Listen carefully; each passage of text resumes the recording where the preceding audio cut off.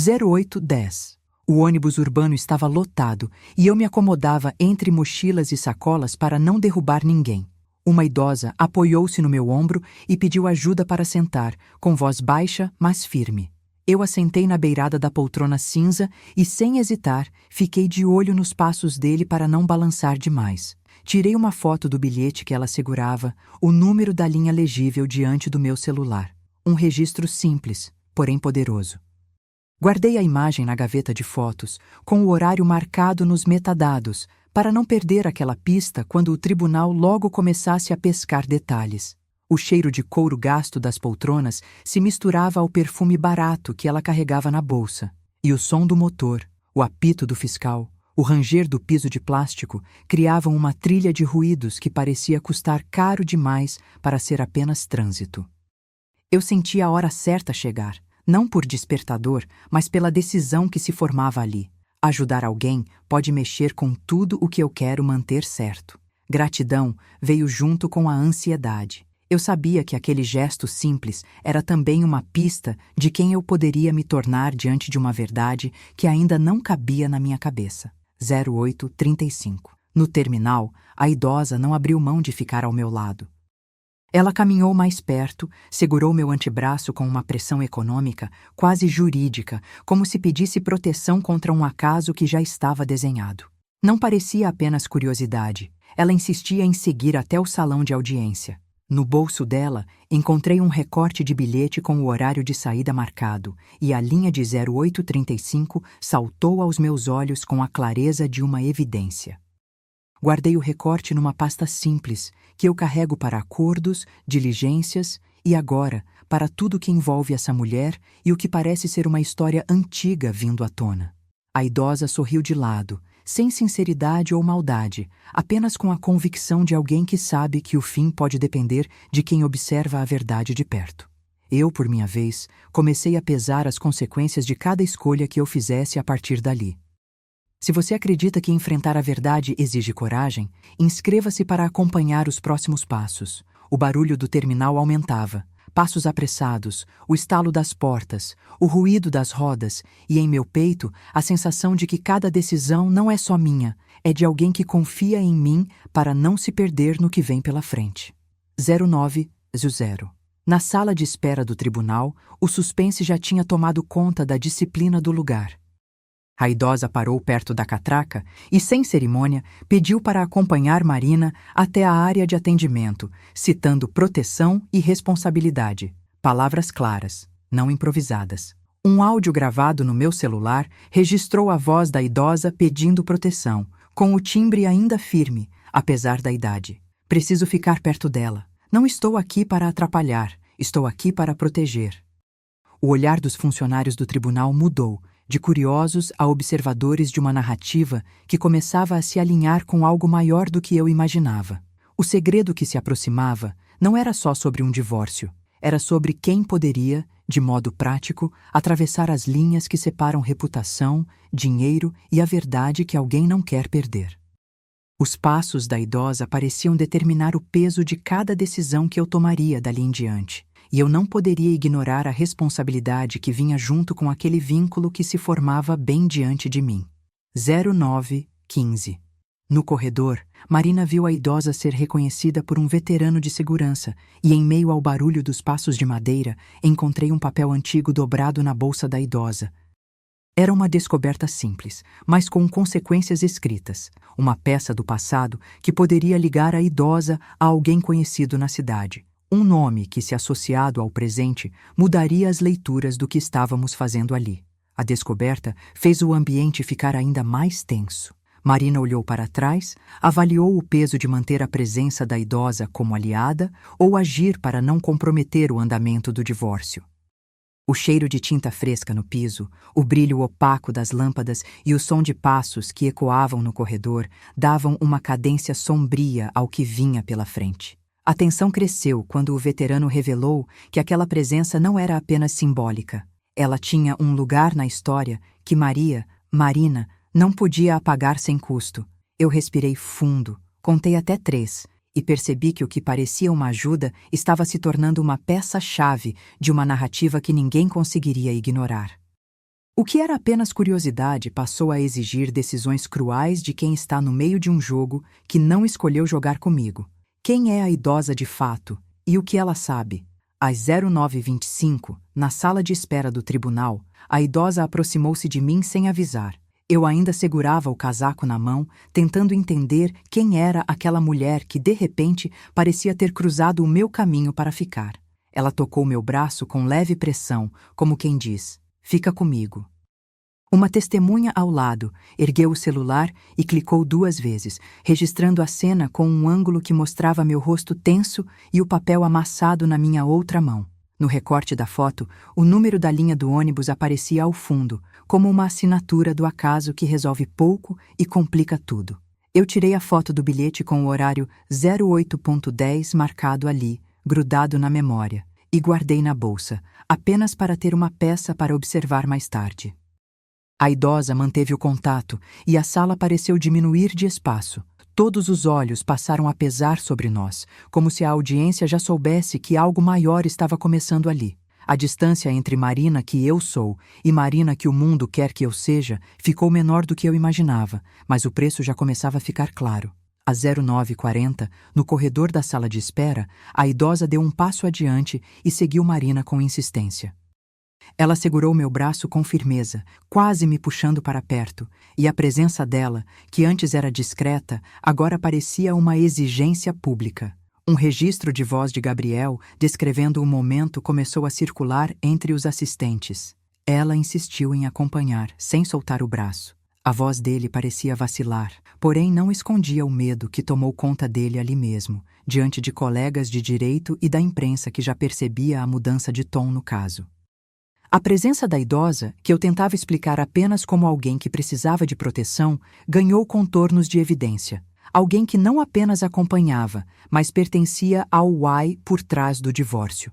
Um recorte de bilhete com horários apareceu na bolsa da idosa, embora ninguém tenha entendido de onde veio ou por quê. O que era apenas uma coincidência ganhou ares de ligação. O passado parecia ter encontrado o seu momento de falar. E eu, que só queria uma decisão justa, sentia a pressão subir como água fria pela nuca. O peso público da minha relação com Gabriel começou a se tornar menos sobre o que era justo entre nós e mais sobre o que as pessoas podiam imaginar a meu respeito. Eu respirei fundo, mantendo o pulso firme, enquanto as perguntas começavam a circular na sala de espera.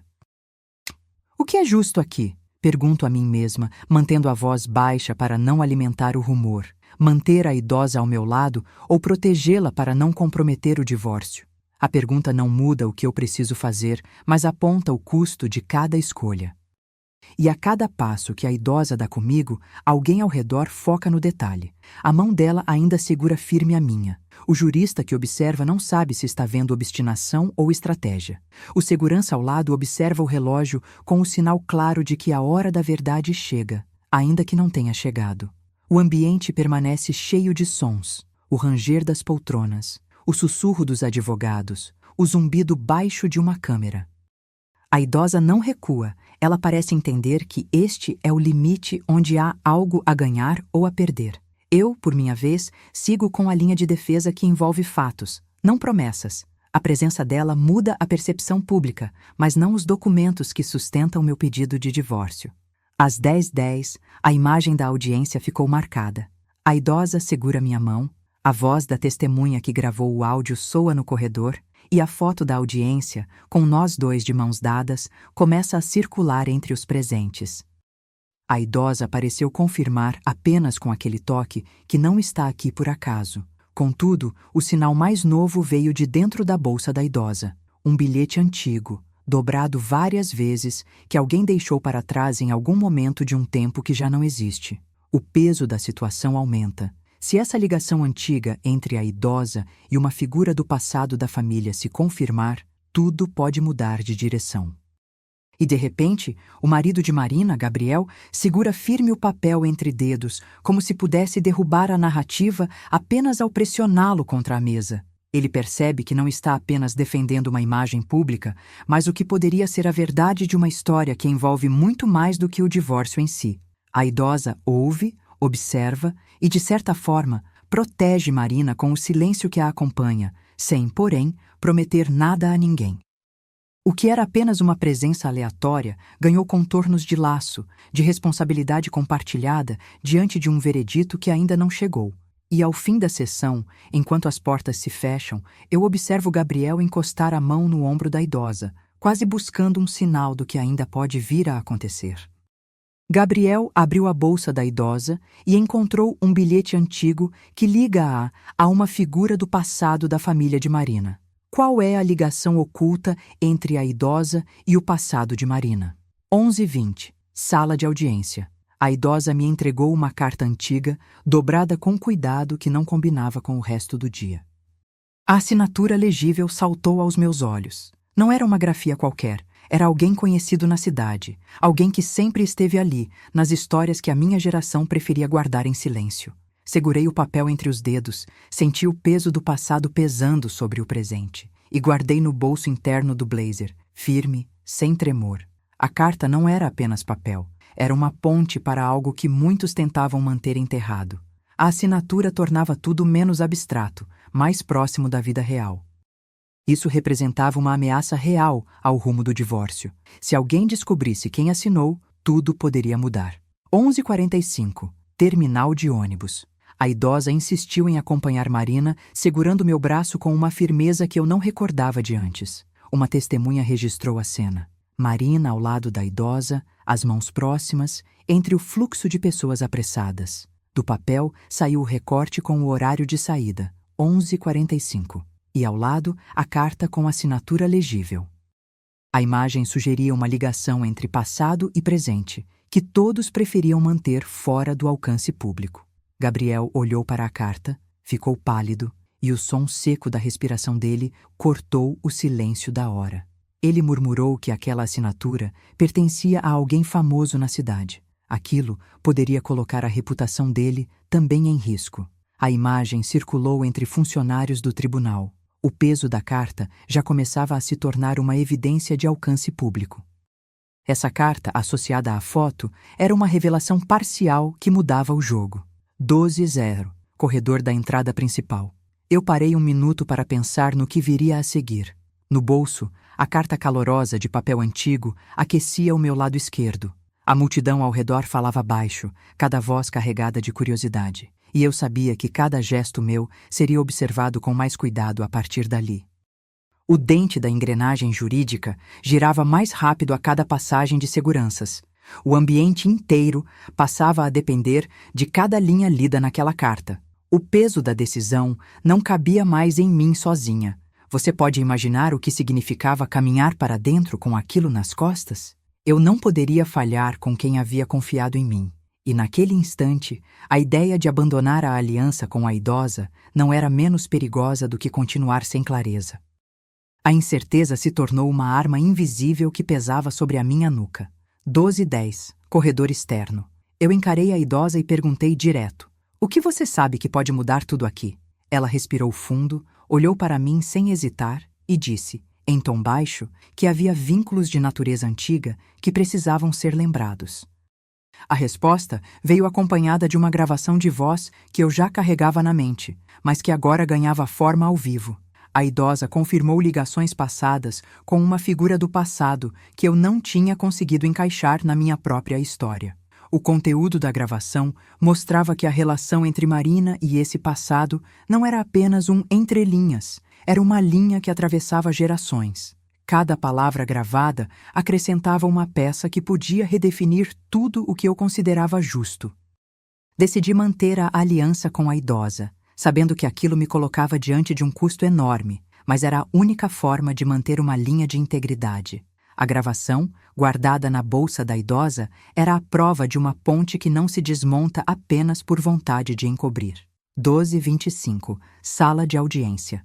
Uma testemunha externa chegou com o relatório e entregou uma cópia de documento legal, que, segundo ela, já circulava entre advogados e autoridades locais. O documento apontava uma sequência de assinaturas que não batia com os registros internos. O perito destacou inconsistências que poderiam alterar a leitura do caso. Gabriel tentou articular uma narrativa de salvação pública, mas Marina não recuou. Segurou firme a mão da idosa e olhou para o juiz com determinação, pedindo que o veredito fosse pautado pela verdade, não pela aparência. O relatório de perícia, ainda preliminar, já cobria lacunas relevantes e indicava que havia mais camadas a serem desvendadas. A perícia aponta uma verdade que transforma o divórcio em um debate de responsabilidade moral. Quem realmente precisa de proteção, Marina ou a idosa? 13h15, sala de audiência. Gabriel pressionou para que eu recuasse, insinuando que minha versão destruiria a reputação dele e a nossa casa. Não cedi. Mantive a linha. Apenas fatos.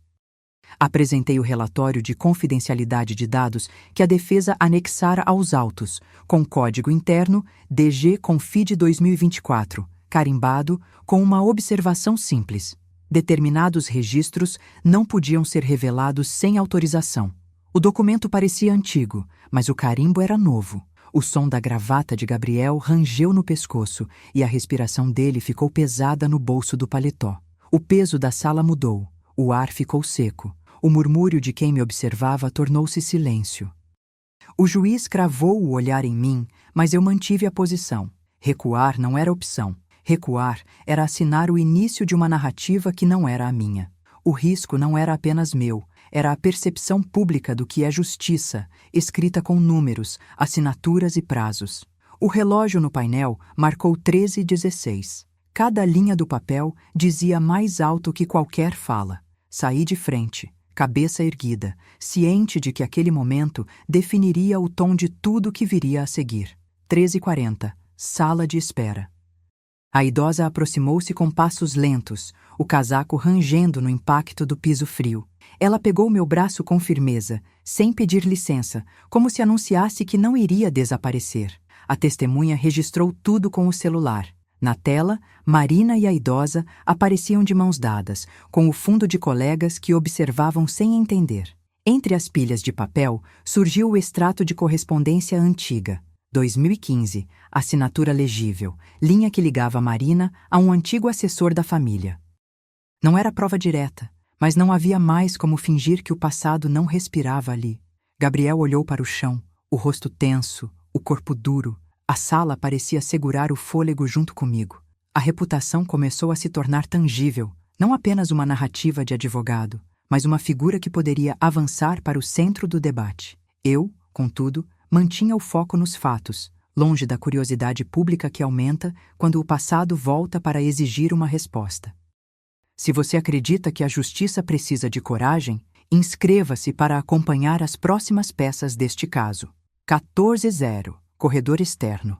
Marina abriu espaço para a conversa, olhando nos olhos da idosa com atenção calculada. A idosa respondeu sem rodeios, citando horários e encontros antigos. O recorte de agenda com horários, guardado na bolsa, foi mostrado como prova de que já existiam relações anteriores que poderiam influenciar o presente.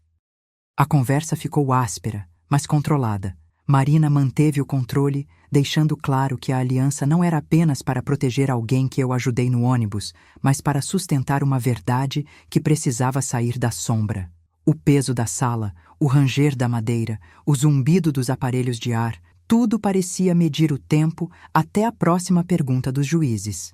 O poder parecia mudar de mãos a cada frase, não por desejo, mas pela clareza das provas que apareciam em mãos. A cada palavra, o caso ganhava direção e exigia uma decisão firme para não ceder a um enredo fácil. 14h15, sala de audiência.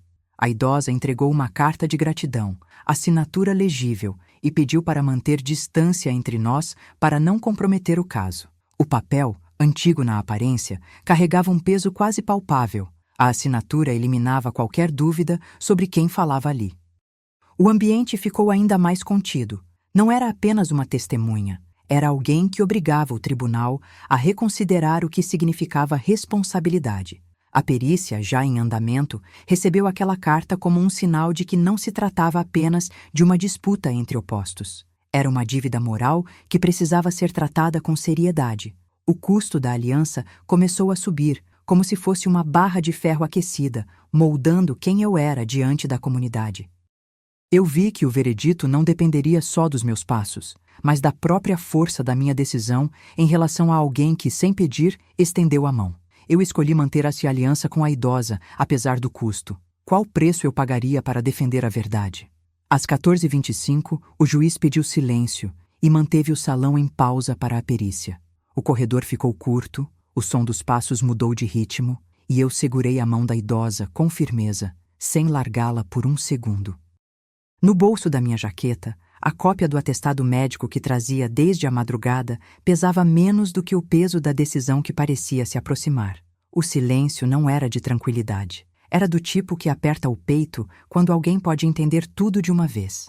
Gabriel ficou imóvel, os olhos fixos no meu rosto, como se pudesse ler o que eu não dizia. A dúvida de todos ali não era sobre meu divórcio, era sobre o que a presença daquela idosa significava para o futuro de tudo. A cada passo que alguém dava, a sala parecia ficar menor, mais restrita, mais exposta. Às 15h, a porta da sala de perícia abriu e o perito entrou com uma pilha de papéis. Ele abriu o primeiro envelope, tirou o relatório preliminar e começou a ler em voz baixa, sem rodeios. A conclusão era ambígua, clara na superfície e nebulosa na origem. As ligações entre Marina e a idosa pareciam ter espaço, mas não havia provas definitivas que confirmassem tudo de modo incontestável. Eu observei a reação da idosa. Ela respirou fundo, sem soltar a minha mão, como quem sabe que aquilo pode mudar tudo. Gabriel desvia o olhar, tenta inchar o peito para parecer inabalável, mas o tremor nas mãos entregava a pressão. O perito registrou cada detalhe, cada assinatura, cada marca nos papéis, e eu soube que o que estava por vir não seria resolvido apenas com palavras. Às 15h15, no corredor externo, Marina confrontou Gabriel sobre o custo humano de suas escolhas. Você está preso à aparência de controle, mas o que isso custa a quem não pode falar? Eu disse, mantendo o tom firme. Gabriel respondeu com o silêncio que ele costuma usar para encobrir falhas, até que abriu uma nota antiga de reunião entre Gabriel e um representante de imprensa. Eu fotografei o documento com o celular, guardando depois na minha pasta, onde já guardava muitos segredos. A nota sugeria que o marido tinha alinhamento com a narrativa pública, não para proteger a verdade, mas para proteger a própria posição. O choque percorreu o chão de madeira do tribunal. Alguém tentou falar, mas as palavras sumiram no meio da sala. O poder mudou de mãos naquele instante. Não era apenas quem tinha dinheiro, era quem detinha a possibilidade de dirigir a história diante da plateia. Às 15h30, a idosa entregou uma carta de gratidão a Marina e, em voz baixa, pediu que mantivesse distância entre elas para não comprometer o caso. A carta trazia uma assinatura legível e, junto, um pedido contido, que eu continuasse a defender a verdade, mesmo que isso exigisse afastar aquela ponte que tínhamos criado. Eu segurei a carta nas mãos, senti o peso do papel antigo, o cheiro de papel amarelado que sempre lembra que o passado ainda respira. A assinatura confirmava o vínculo já conhecido, mas agora era acompanhada de uma palavra que soou como uma instrução: mantenha a distância. Eu guardei a carta de gratidão com cuidado, sabendo que cada linha poderia ser usada para medir meus próximos passos. E, ao mesmo tempo, percebi que a relação entre Marina e a idosa já não era apenas pessoal. Era uma questão de justiça que não podia ser simplificada. Se você quer ver como isso termina, inscreva-se para acompanhar as próximas revelações. O relatório final chegou e, para mim, o verdadeiro impacto não estava no que estava escrito, mas no que ele dizia sem dizer. A perícia apontou que a assinatura na carta antiga pertencia a uma figura pública local, alguém cuja presença na cidade sempre foi tema de boatos e manchetes. Essa ligação não apenas mudava o tom do divórcio, transformava tudo em um debate de responsabilidade moral que ultrapassava o tribunal. O peso de cada decisão ganhava outra dimensão, porque não era mais apenas uma questão de quem está certo ou errado, mas de quem pode carregar a verdade sem destruir o que resta de dignidade para todos os envolvidos. Quem realmente precisa de proteção? Marina ou a idosa? Às 16h, na sala de perícia, começou a leitura da conclusão preliminar. O relatório traz ambiguidade. Uma página marcada com o carimbo azul, código 24AG327, assinatura ilegível e notas à margem, que parecem indicar uma segunda leitura. Na segunda página, aparece um parágrafo que sugere que a linha do tempo pode não sustentar apenas a versão que eu apresentei. Isso mudava o veredito agora. Às 16h20, na sala de audiência, levantei minha voz com base nos fatos. Apresentei o sumário de documentos oficiais que sustentam minhas decisões, o processo 2018 DF 0476, cópias autenticadas, folhas numeradas e o registro digital separado gravado no Drive Unidoc, com assinatura digital de alguém autorizado. O juiz pediu cautela para cada peça, pediu que as datas fossem checadas linha a linha e que o laudo fosse confrontado com as mensagens que eu guardei. O peso da responsabilidade recaiu sobre mim, então eu voltei ao ponto de que nada pode ser considerado definitivo sem cruzar as evidências. Isso mudava o poder agora. Às 16h40, no corredor, Gabriel tentou articular uma narrativa de salvação pública para justificar a própria posição. Disse que manter a narrativa sob controle era essencial para a reputação da família e para o andamento do divórcio. Foi apresentada uma gravação de conversa com o advogado dele, de 34 segundos, guardada no pendrive de Gabriel e reproduzida para os presentes. A transcrição mostra uma insistência em acelerar o desfecho sem expor detalhes. Gabriel afirma que recursos foram discutidos para não deixar o caso morrer na parede do tribunal, mas a presença da gravação já afeta a percepção pública. Isso mudava a reputação agora. Às 17h no tribunal, eu segurei a mão da idosa e prometi apoiá-la caso precise. As fotos de apoio mútuo ficaram em tela. 2 rostos sérios, uma mão da idosa sobre a minha, em uma sequência de imagens datadas de 1659. O vínculo entre Marina e a idosa se firmou como o eixo da narrativa moral. A relação entre nós tornou-se o centro da análise do juiz, que começou a ponderar não apenas a legalidade, mas a integridade do que foi feito. O veredito ficou suspenso, pois a integridade de ambos passou a depender de provas adicionais e da forma como lidamos com a verdade. Isso mudava a relação agora. Essa é a revelação final que começa a ganhar peso.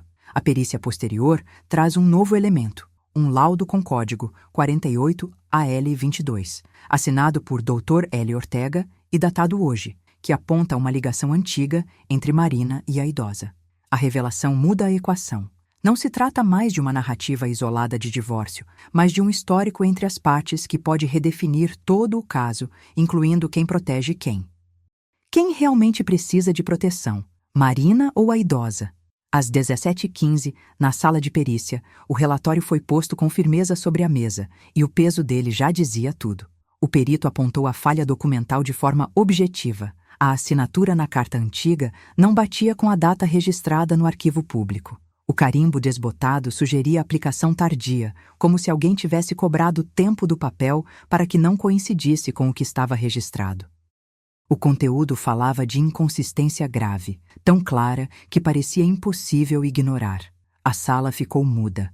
Apenas o ranger da cadeira sob mim marcava a passagem do tempo. Segurei a respiração, ouvi o clique da tomada de notas da equipe e guardei a carta na pasta que carrega todas as evidências. Não era mais apenas uma peça do divórcio, era uma falha que podia mudá-lo tudo. A cada linha eu percebia que a dúvida não era um luxo, era um requisito do próximo passo. Às 17h30, Gabriel entrou na sala de espera com o rosto sempre contido, mas hoje a máscara ficou mais pesada. Os olhos dele passaram pela tela com a carta antiga, e a expressão se transformou ao ouvir a gravação de uma reunião entre Gabriel e o advogado, registrada há semanas. Na gravação, ele tentava reorientar a narrativa para minimizar danos, sugerindo que minha conduta não poderia passar pela balança da moral pública sem uma versão conveniente. Não houve pausas, apenas a cadência de frases que tentavam justificar erros, salvando a reputação dele e do próprio caso. O barulho do corredor parecia ecoar o que aquele áudio mostrava, que o poder da imagem podia superar a verdade indicada pelos papéis.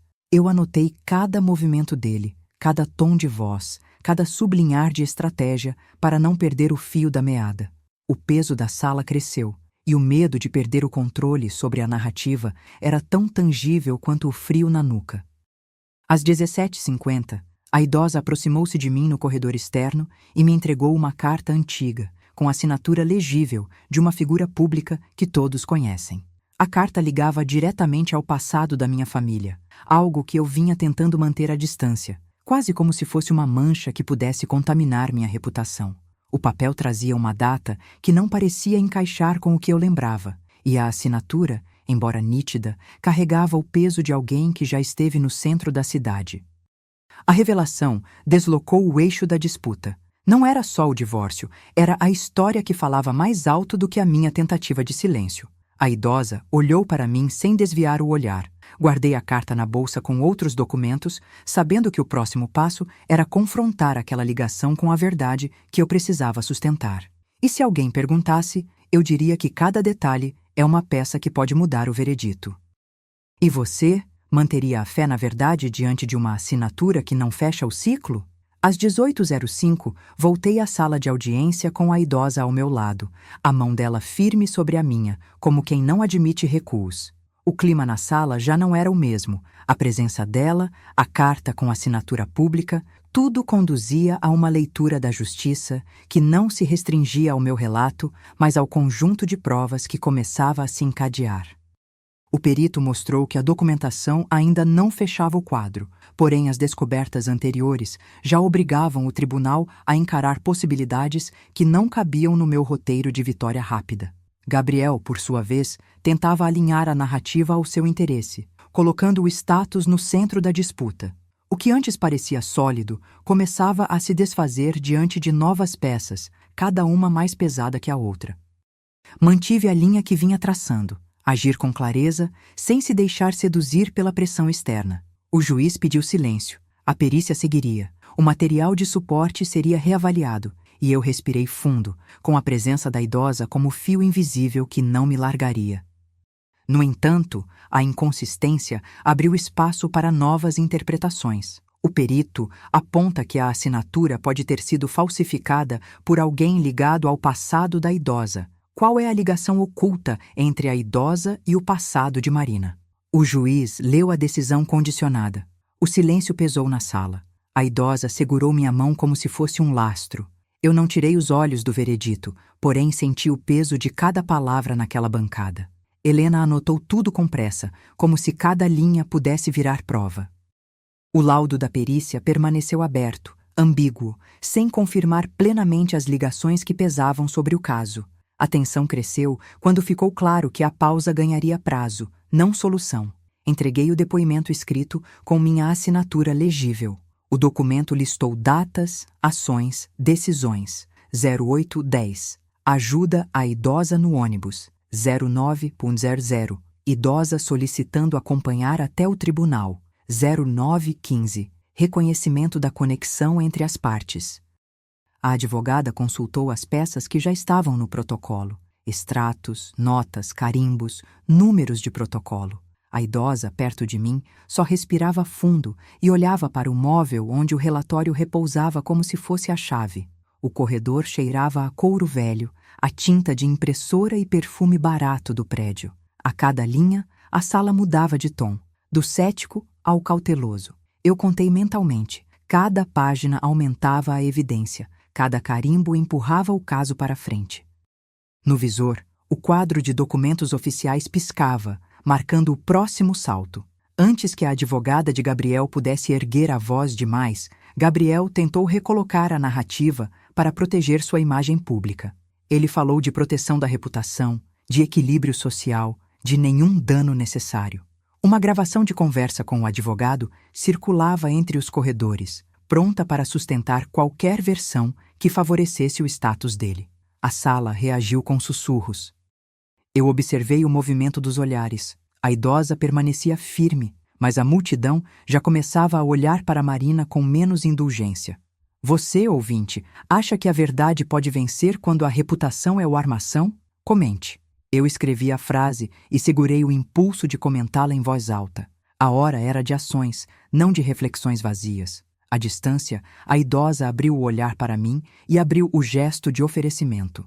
O abraço, como se fosse uma tradução de confiança, não de lei. Ela entregou uma carta de gratidão que pesava na bolsa como uma peça de metal antigo. Pediu que mantivesse distância entre nós para não comprometer o caso. Disse que a proteção que ela oferecia a Marina tinha limites, mesmo para quem ajudou a atravessar um passado difícil. A carta tinha assinatura legível e números que pareciam selar a promessa de apoio sem interferir no veredito. Marina recebeu o papel com cuidado contido e assentiu, sem abrir o suficiente para desestabilizar ninguém ali. O ambiente manteve o impulso de abrir e fechar portas, como se cada decisão pudesse empurrar o tribunal para um eixo que não retornaria. O cheiro de tinta de cera no piso parecia aumentar a gravidade do momento. O fluxo de acontecimentos continuou, sem devir poético, apenas com ações que moviam o jogo. A idosa e Marina permaneceram ligadas por aquele fio de lealdade que se firmava a cada gesto. O peso da decisão alargou o quadro. O que antes era uma disputa que dizia respeito apenas ao divórcio, ganhou contornos de responsabilidade compartilhada. Continuaram as conversas no tribunal, as perguntas curtas, as leituras breves de documentos, as confirmações de quem sabia de quê. O tempo de pausa ganhou significado. Cada minuto parecia uma aposta sobre a qualidade da justiça que seria anunciada ali.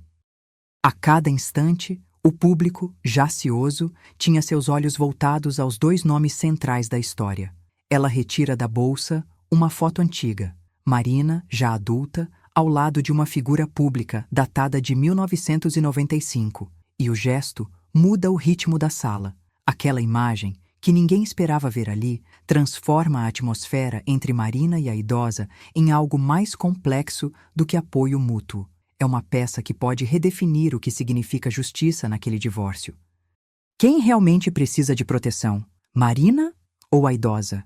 O juiz anunciou o veredito final com voz firme. Marina não cometeu crime, agiu dentro da lei e buscou a verdade com diligência.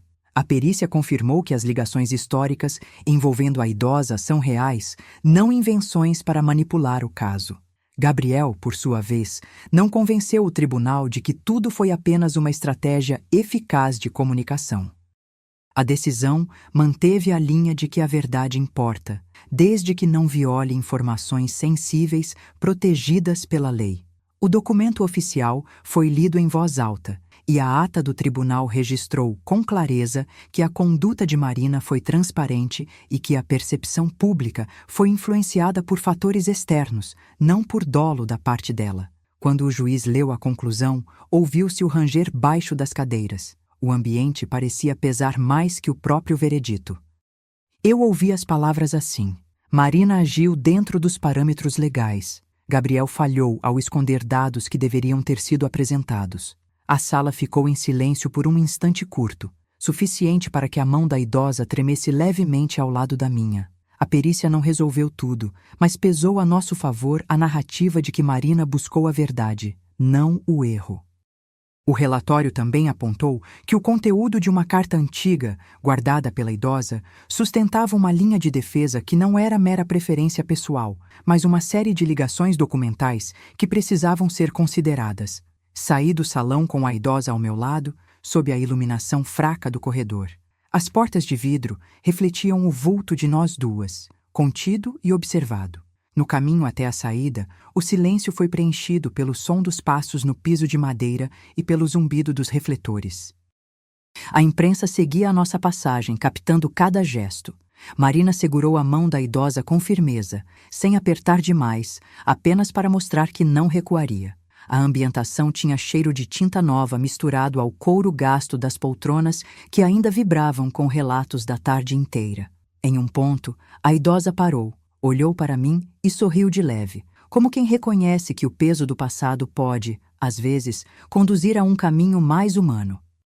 Um fotógrafo aproximou-se, fotografou nossas mãos unidas e eu ouvi a voz de uma repórter ao lado. Senhora Marina, o que muda para o senhor e para a senhora agora? Eu apenas respondi que seguimos com a verdade, sem improvisações, mantendo o compromisso de não inflar aquilo que já havia sido mostrado em prova.